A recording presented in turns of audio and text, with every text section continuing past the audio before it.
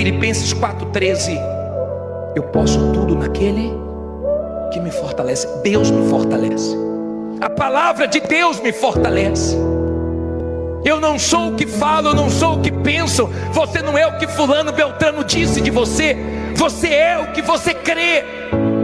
Se você crê, então você é o que você crê, acabou. Goste quem gostar, fale quem quiser.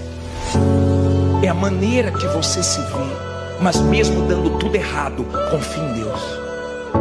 Mesmo dando tudo errado, mesmo saindo do teu controle, mesmo acontecendo o contrário do que você esperava, continue confiando em Deus, mas confia mesmo. Quando a sua fé está na palavra de Deus, na promessa de Deus, cedo ou tarde, o que Ele prometeu acontece.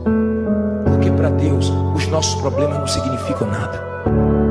Para Deus, aquilo que é dificuldade para nós, para Ele não é nada. Amém?